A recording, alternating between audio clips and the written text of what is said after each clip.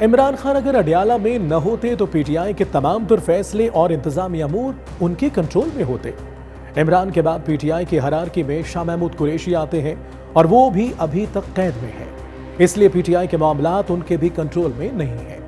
इन दोनों की अदम दस्तयाबी के बायस गुज़िश्ता 2 साल में पीटीआई की क़यादत शायद 20 बार तब्दील हो चुकी है और हर दफा तब्दीली के बाद पीटीआई को पहले से बुरे नताइज का सामना करना पड़ा है और मौजूदा हालात तो सच पूछें बिल्कुल दगरगू हैं। समझें फ्री फॉर ऑल वाला मामला चल रहा है।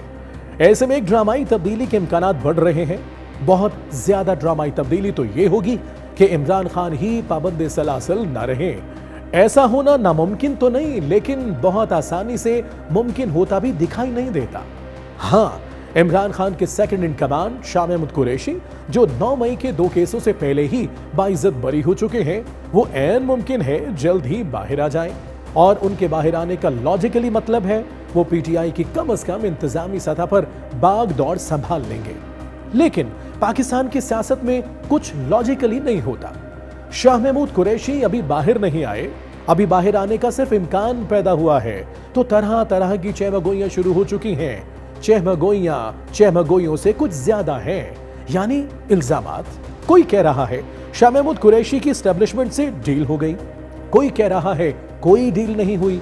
शाह महमूद की बरियत सिर्फ शाह महमूद कुरैशी को पीटीआई और इमरान खान की नजरों में गिराने रुस्वा करने की साजिश है। कोई कह रहा है कि अमरीकी दबाव है। कुछ तो ये भी कह रहे हैं कि शाह महमूद कुरैशी इमरान खान की मर्जी से बाहर आ रहे हैं। पहली 3 प्रोबेबिलिटीज पर फिर भी यकीन किया जा सकता है, लेकिन ये चौथी यानी इमरान खान की मर्जी वाली प्रोबेबिलिटी हजम नहीं हो रही। इमरान खान की अगर इतनी ही मर्जियां चल रही होती तो वो खुद को या कम से कम बुशरा बीबी को अडयाला से बाहर न भेज चुके होते। लेकिन जैसा कि मैंने अभी पहले कहा कि पाकिस्तान में कोई चीज लॉजिकली नहीं होती, इसलिए चाहे मुझे या आपको ये बात हजम हो न हो, ऐसा होना ऐन मुमकिन है। वैसे मैं 2 पॉइंट्स की बुनियाद पर इस सिनेरियो को हजम करने की कोशिश कर रहा हूं। नंबर 1 पॉइंट यह है कि अगर तो शाह महमूद कुरैशी गोशा नशी होने के लिए बाहर तशरीफ ला रहे हैं तो फिर तो ठीक है, लेकिन अगर बाहर आकर वो पीटीआई की कमान संभालना चाहते हैं तो ऐसा होना इमरान खान की मर्जी और थपकी के बगैर मुमकिन नहीं। और दूसरा पॉइंट जो इस चौथे सिनेरियो के हक में जाता है वो ये है कि इमरान खान के लिए अपनी रिहाई के बाद second best option Shah Mahmood Qureshi की रिहाई है।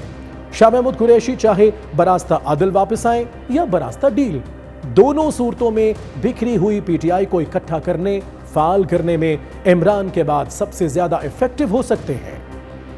पीटीआई को इस वक्त इसके वोटर ने संभाल रखा है और ये वोटर्स या वर्कर अब सलमान अकरम राजा, बैरिस्टर गौहर, असद कैसर, अली अमीन गंडापुर, उमर अयूब खान, आलिया हमजा, जरताज गुल या वकास अकरम जैसों की बात मानने के लिए बिल्कुल तैयार नहीं।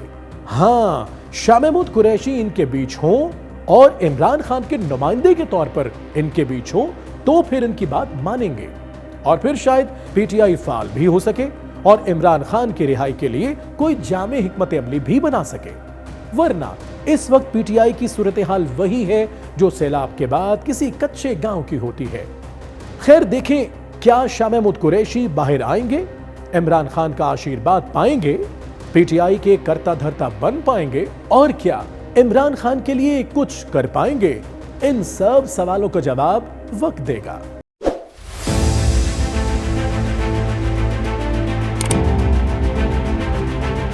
टॉकीज लाइव को लाइक, शेयर, सब्सक्राइब कीजिए ताकि आप जान सकें कि आप अब तक क्या मिस कर रहे थे।